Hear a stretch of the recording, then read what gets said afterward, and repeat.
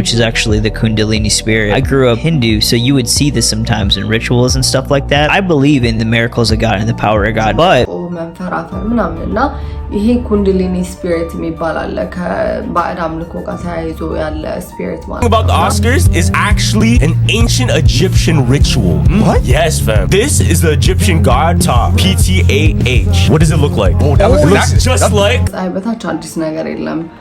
በፈርዖን ዘመን ፈርዖን ከዛም ክርስቲያኖችን ሲያሰቃዩ የነበሩት ሮማውያን ሲያመልኳቸው የነበሩት አጋንንቶች ወይም እርኩሳን መናፍስት አሁንም እንግዲህ በሆሊውድ በአክተሮች በአርቲስቶች እንደሚመለኩ ነው። በስመ አብ ወወልድ ወመንፈስ ቅዱስ አሐዱ አምላክ አሜን።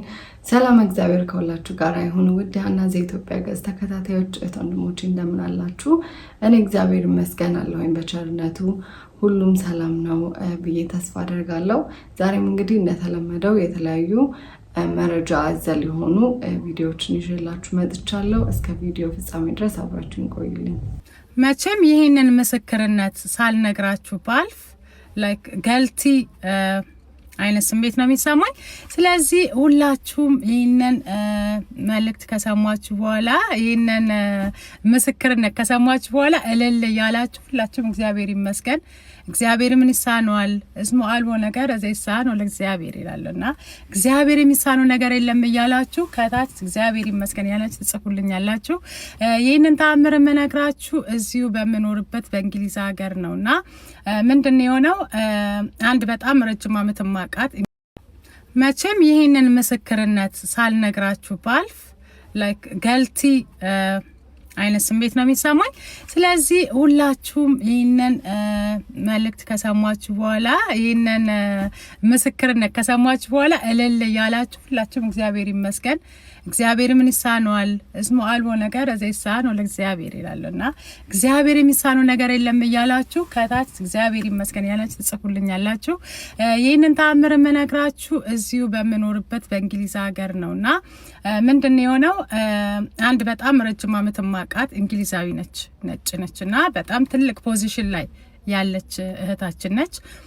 እንዳጋጣሚ ባለፈው በዛ ሳልፍ ተገናኘንና በሁሉንም ሰው እያቀፈች እያለቀሰች ትሰናበታለችና እኔም ደነገጥኩ። በጣም መልካም ሴት ነች አክቹአሊና ከዛኔም ተጠቃውትና ምን ተፈጠረ ስላት የጡት ካንሰር አለብሽ ተባልኩኝ እና ሰኞ ሆስፒታል ልገባ ነው ለዛ ነው ትለኛለችና አቃታለሁኝ ብዙ ጊዜ አያታለሁኝ ላይክ እንኳን እንደዛ አይነት በሽታ ጉንፋን ያዛት አትመስልም። እንዳጋጣሚ ሲያማት ስትሄድ አርጀንት መግባት አለብሽ ብለው ትሪትመንት መጀመር አለብሽ ነው የተባለችውና እኔን ሳገኛ ቀኑ አርብ ነበረ። ምን አለችኝ? ሰኞ ነው የምገባው ስትለኝ ከቤቴ ብዙ አርቅም ነበርና ወዲያውኑ ምን መጣልኝ? የአቡነ አሃራ ድንግል እምነት ብዙ ሰዎች ተፈውሰው ምስክርነት ሲሰጡ አይቻለሁኝና ከዛ ቆይ አንድ ነገር ይዤልሽ ልምጣ አልኳት። ጠብቂኝ ብዬ ሄጄ ድራይቭ አድርጌ ይዤ መጣሁኝና ጉግል አድርጌ በእንግሊዘኛም አለ ጉግል አደረኩኝና ስላቸውን እንደገና ታሪካቸውን አሳየዋት። ከዛ ደስ አላትና ይሄ ጸበል ይሄ እምነት የሳቸው ነው። ብዙ ሰዎች እንዳንቺ አይነት ኬዝ ያለባቸው ሰዎች ተድነዋል፣ ነፃ ሆነዋል፣ ፍሪ ተብሏልና አንቺም ይሄንን ላይክ you have to believe inside ማለት በቃ በውስጥሽ ካመንሽ ይደረግልሻል እና ይሄንን ልስጥሽና ተጠቀሚ፣ አጠቃቀሙን ልንገርሽ አልኳት ማለት ነው። እሷም ኦኬ አለች። ከዛ ነገርኳት። ዛሬ አርባ አይደል አልኳት። ቅዳሜ እሁድ ሰኞ ጧት ገላሽን የታጠብሽ በንጽህና የሚያምሽ ቦታ ላይ እየቀባሽ ስላቸውንም እያንተን ያልሽ እያዳስ እንትን ያልሽ እንትን ያደረግሽ ተጠቀሚ 100% ትድኛለሽ አልኳት። አይሽ ስትለኝ የሳያም አልኳት። ከዛ በኋላ እንሽብላ ተቀብላኝ ሄደች። ያው የጨነቀው ሰው የሆነ ነገር ስትሉት ላይክ መፍትሄ ስለሚመስለው እሺ ነው የሚለውና እሷም ደስ አላትና እሺ አለች። ያው በጣም ላይክ ኢሞሽናል ሆና ነበርና ከዛ ኦኬ አለ ሰጧት። ከዛ ሄደች። ከዛ አሁን ላስት ዊክ አገኘኋት። ስንገናኝ ላይክ የሮጠች መታቀፈችኝ። ቴንክ ዩ ሶ ማች አለችኝ። ከዛ ምን ተፈጠረ ስላት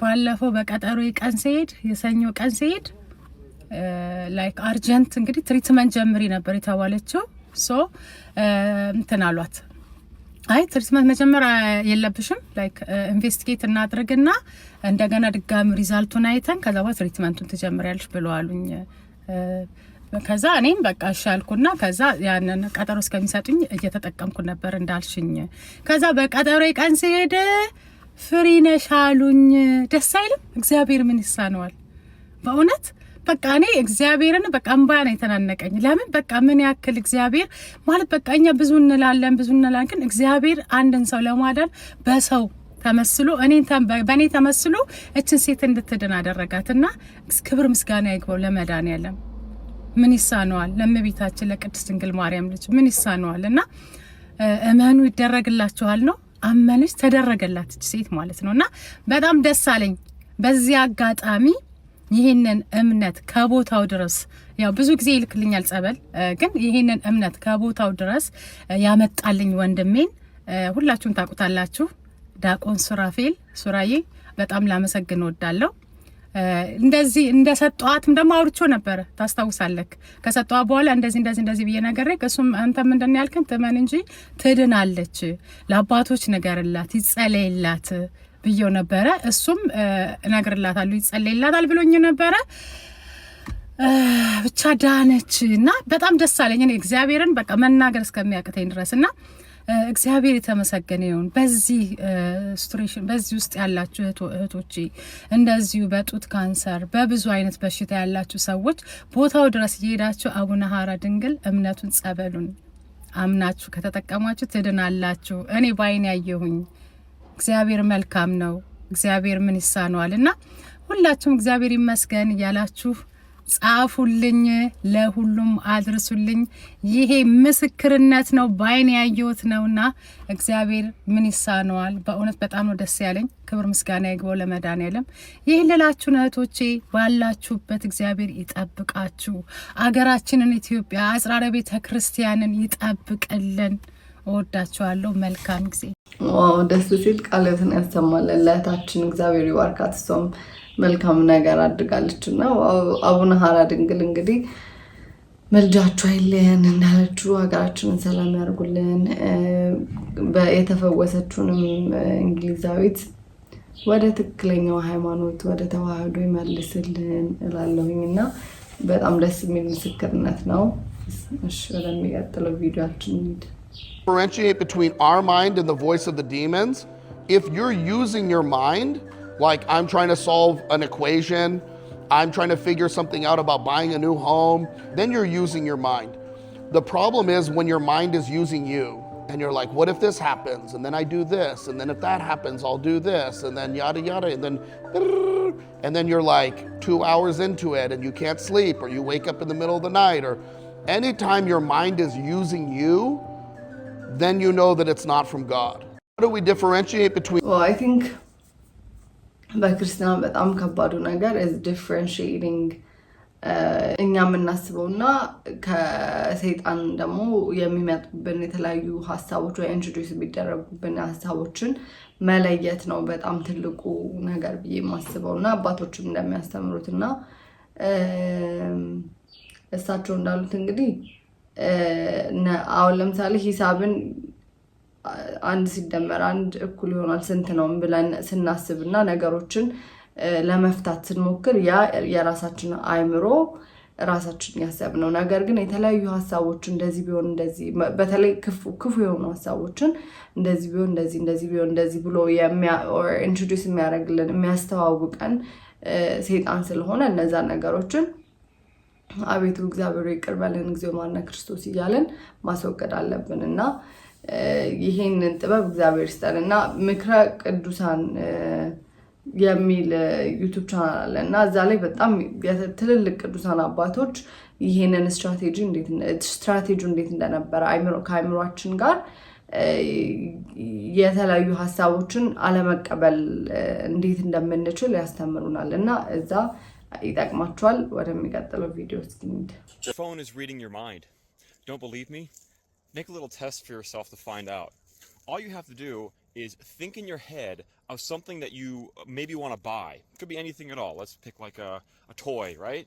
And so you think about this toy and you just think about it all day long. All day long you think about it. Don't say it to anybody. Don't write it down. Don't speak it. Just think about it all day long and just see if maybe somewhere in your social media feed or on the internet or Google or whatever, you start getting these little pop-up ads for the very thing you were thinking about but didn't speak to anybody. This phenomenon is happening to everyone all over the earth, and it's because your phone and your Wi-Fi can read your thoughts. So let me take this another step further. If you know that the technology that we're using can read your thoughts, how come we don't just use like a telepathic technology right now to just communicate with everyone without having to use a cell phone? It's to create the image, the perception that you need to have a phone in order to communicate. Because if they can convince you that you need a phone in order to communicate with people right now, then what they're going to do later is convince you that in order to communicate telepathically, that you have to take a chip into your brain. And let me tell you guys something. Once you put that chip in your brain, you won't be able to have your own thoughts anymore. At that point, an AI will dominate your mind and regulate your thoughts and pretty much everything about you as a person. You won't be able to have certain kinds of thoughts because it will choose for you. This is a small warning I'm giving to people out there because the level of technology that we are actually have on the earth is way beyond what people understand. Even beyond what you can imagine exists, really does exist. Teleportation exists. Infinite batteries exist. There are inventions which can literally cure cancer in one sitting.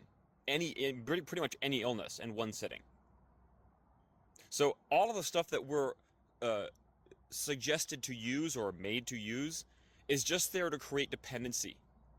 Keep this in your mind, and also know that what you should really be dependent on in your heart and your soul is God. Whatever God is for you, doesn't matter to me. Call it God. If it's a higher power, something that you serve, that is for the betterment of all, that's good enough. And please, guys, do not ever put a chip in your body. በጣም እንግዲህ ዘመናችን የመጨረሻው ዘመን እግዚአብሔር ይመስገን ስለሁሉም ግን ነገር ግን እኛ በጣም ተጠንቅቀን መጠባበቅና ራሳችንን ማዘጋጀት አለብን። ምክንያቱም ምን እያለ ነው በአጠቃላይ ስልካችን አይምሮአችን ውስጥ የምናስባቸው ነገሮች እንዲያነብ እየተደረገ ነው ያለውና ኖቲስ ካረጋችሁ እኔ አጋጥማችሁ የሚያውቅ ከሆነ እርግጠኛ አይደለሁም ግን እኔ ፐርሰናሊ አጋጥሞኝ የሚያውቀውን እንገራችሁ። አሁን ቤት ውስጥ ስለሆነ ነገር የሆነ ነገር እገዛለሁ ብዬ ሳስብ ስለዛ ያን ማስታወቂያ ስለዛ እቃ ማስታወቂያ ይመጣልኛል ስልኬ ላይ ማለት ነውና በእርግጠኝነት ስልካችን ምንለውን ነገር እንደሚያዳምጥ እርግጠኛ ነኝ እኔ ምክንያቱም እንዳልኳችሁ ነው። አሁን ደግሞ እሱ የሚለው ኢቭን ሐሳባችን ውስጥ አይምሮአችን ውስጥ የምናሰላስላቸው ነገሮች ራሱ ስልኮቻችን ማንበብ እየቻሉ ነው። ያ ደግሞ ፖሲብል ነው ሊሆን ይችላል። ምክንያቱም የወደቁ መላእክት ለአሁን ደእሌት ለሚባሉት ዓለማችንን ለሚገዙት ሰዎች በጣም ብዙ ዕውቀት ሰጥተዋቸዋል እና ከዕውቀቶቹ አንዱ ይሄ ነው የስልክ የቴክኖሎጂ ዕውቀት ነው ብዬ አምናለሁኝ እና በዛ ደግሞ የሰው ልጅ ኬፓቢሊቲው በጣም ከፍ ያለ ነው። ትክክለኛ ችሎታው በጣም ከፍ ያለ ነው። አሁን ቅዱሳን ገድላትን ስታነቡ ቅዱሳን አባቶቻችን ያለፉበትን ህይወት ስታነቡ እውነትም እግዚአብሔር ለነሱ የሰጣቸው እነሱ ከእግዚአብሔር ጋር በቀረቡ ጊዜ የሚሰጣቸው ኃይል በጣም ከፍተኛ ነው። ደመናን እስከ መጥቀስ፣ ነፋሳትን እስከ ማዘዝ፣ ድንጋዩን፣ ውሃውን፣ እሳቱን ሁሉንም ተፈጥሮን እስከ ማዘዝ ድረስ ደርሰዋል። ነገር ግን ያ እንዳይሆን አንደኛ እኛ ከእግዚአብሔር ጋር እንዳንቀርብና እነዛን አይነት ኃይሎች እንዳይሰጠን እግዚአብሔር ኦልሬዲ ሊሚት አድርገውናል። ሞር ዲፔንደንሲያችን በስልካችን ላይ እንዲሆን አድርገውናል። ስለዚህ ሞር እንደዛ ሲሆን በሚሆንበት ጊዜ ነገ ከነገ ወዲያ ስልካችንን ትንሽዬ አድርገው ድሮ ኢቨን የነበረውን ከቴሌቪዥን የነበረውን ከዛ በኋላ ስልኮች እንዴት ማለት ሞር በጣም እንድንቀራረብ እያደረጉ እንደሆነ በስልኩ አይነት ራሱ መለየት ይቻላል። እና አሁን ደግሞ ሞር ትንሽ አድርገው ከኛ ጋር አታችድ የሚሆነው አሁን ሰዓት አለ ምን አለ ከዛ ደግሞ ብሬናችን ውስጥ ከተው የአእምሯችንን ሁሉን ነገር ለመቆጣጠር አሁን ብዙ የተደረጉ ሪሰርቾች ነበሩ ሲአይኤ ያደረጋቸው ከብቶች ውስጥ እንስሳቶች ውስጥ እየከተቱ እነዚህን ቺፖች እንስሳቶችን የመቆጣጠር ሂደት አድርገዋል። ከዛም በተጨማሪ ሰዎችም ውስጥ አድርገው የተለያዩ ሰዎች ወጥተው ተናግረዋል ማለት ነው። እና ምን እያለ ነው በጭራሽ ቺፕ ወደ ሰውነታችሁ እንዳታስገቡ፣ ግን ከቺፑ በፊትም የተለያዩ ነገሮች ከሰውነታችን ጋር አታችድ የሚሆኑ ነገሮች እንደ ሰዓት ሊሆን ይችላል። አሁን ሰዓት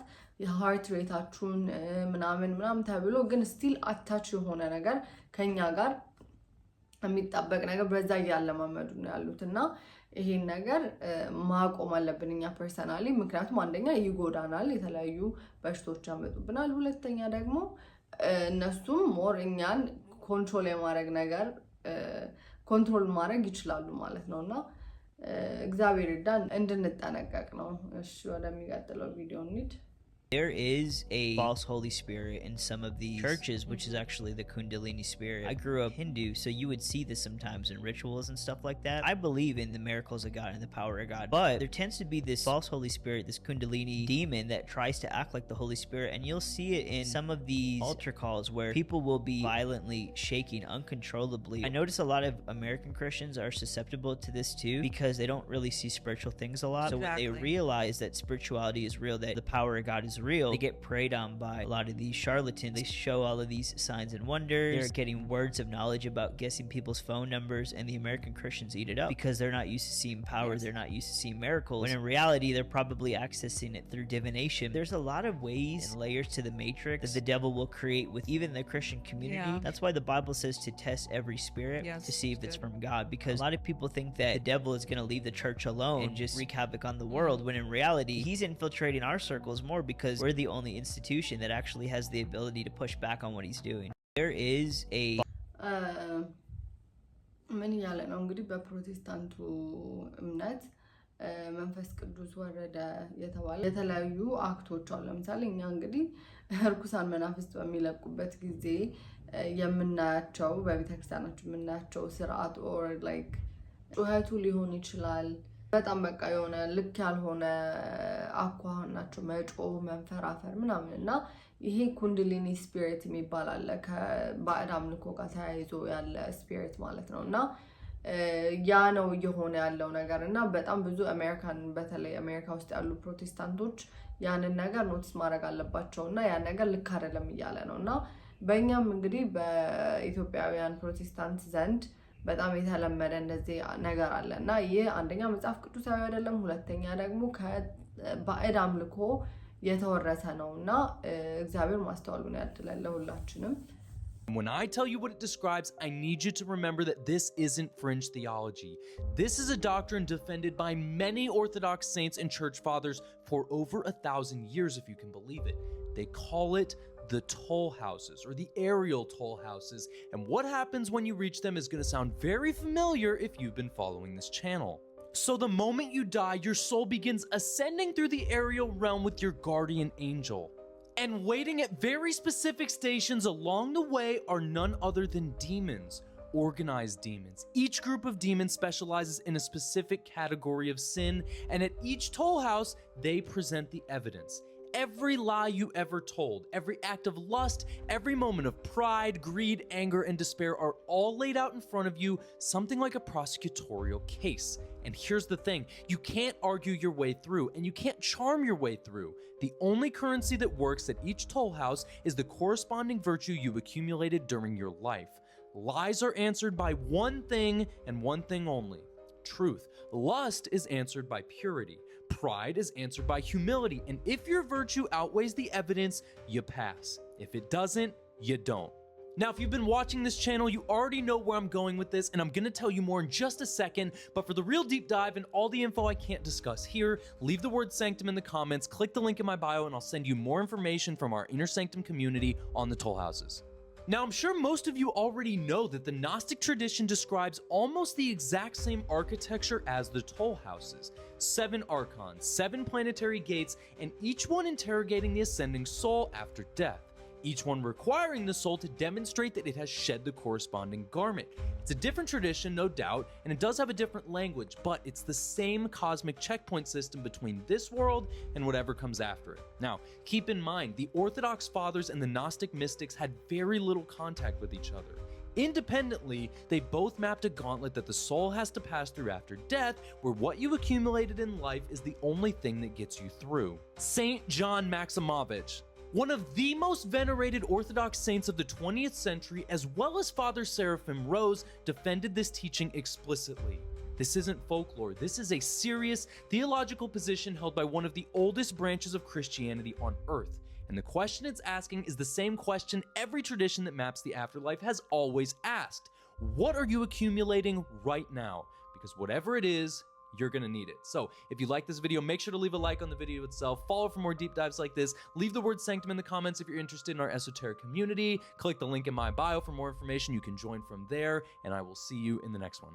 So እንግዲህ መንገደ ሰማይ ነው ኤክስፕሌን እያደረገ ያለው እና በጣም ያስፈራል። መዝገበ ጸሎት ላይ መንገደ ሰማይ የሚል አለ። ከዚህ በፊት ነግራችሁ ነበር እና እሱን አንብቡትና እንዴት ማለት ከሞትም በኋላ በመንገደ ሰማይ እንዴት እንደምናልፍ የምንጠየቃቸውን ጥያቄዎች በጣም ያስፈራል። አምላክ ይባርክን ይቅር በለን እና የእውነት ንስሐ መግባት አለብን። አንዳንዴ እኔ ያስፈራል፣ ብቻ በጣም ነው የሚያስፈራው እና እግዚአብሔር በንስሐ እንድንመለስ ኃጢአታችንን ሳንረሳ ንስሐችንን ንስሐ እንድንገባ እግዚአብሔር ይርዳን እና በትክክለኛው መንገድ ያስኪዳን መድኃኒዓለም። The Oscars is actually an ancient Egyptian ritual. What? Yes, fam. This is the Egyptian god Ptah, P-T-A-H. What does it look like? Oh, it looks just like the Oscar. Just like the Oscar. Boom. Same shit. The whole Oscar itself is actually a copy of an old ancient Egyptian god that they used to worship and do the ritual to give praise to craftsmen, artists, and architects. Ptah is an ancient Egyptian creator god primarily worshipped in Memphis, regarded as a divine architect. So this was like their god for artistry. So it's not bad. But why are they doing ancient Egyptian rituals at the Oscars though? Everything about ancient Egypt, those type of rituals lead back to Freemasonry. Because the pyramids, Illuminati, it all adds up, fam. Them doing these ceremonies, it's literally showing their praise to an ancient Egyptian. ይሄ የሚነግረን እንግዲህ ከፀሐይ በታች አዲስ ነገር የለም። በፈርዖን ዘመን ፈርዖን ከዛ ደግሞ ክርስቲያኖችን ሲያሰቃዩ የነበሩት ሮማውያን ሲያመልኳቸው የነበሩት አጋንንቶች ወይም እርኩሳን መናፍስት አሁንም እንግዲህ በሆሊውድ በአክተሮች በአርቲስቶች እንደሚመለኩ ነውና ኦስካር የሚባለው ራሱ ጣዖቱን ፓታ ምን የሚባለውን ጣዖት የሚያመልኩበት ሴሬሞኒ ነው እያሉ ነውና ይሄ ደግሞ እንግዲህ ግልጽ ነው። አሁን በእኔ ሁሉ ጊዜ በማቀርብላችሁ ነገሮች ስናያቸው እንደዚህ አይነት ነገር እንደሆነ ግልጽ ነው ማለት ነውና እግዚአብሔር ይጠብቀን። እኛም ደግሞ part of the ritual or የአምልኮ አንድ አካል እንዳንሆን ራሳችንን ማግለልና መንቃት አለብን ብዬ አስባለሁኝ።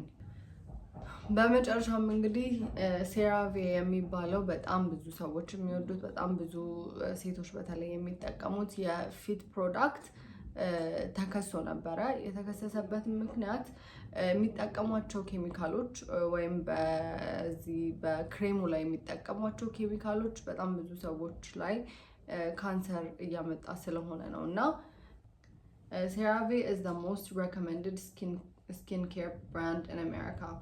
They are facing 6 federal lawsuits for carcinogen in their products.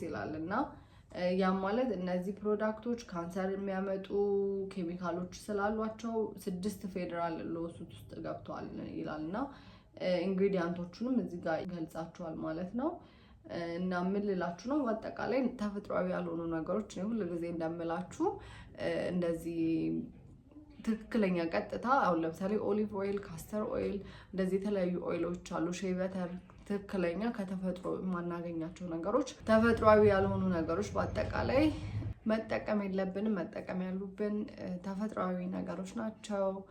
ለፊታችንም ካሮት መብላት ጥሩ ነው። ለማንኛውም የዛሬ ቪዲዮ እንግዲህ እነዚህ ነበሩ። በሚቀጥለው እስከምንገናኝ ድረስ ሰላም ሁኑልኝ። ወስብሐት ለእግዚአብሔር ወለወላዲቱ ድንግል ወለመስቀሉ ክቡር። ይቆያል።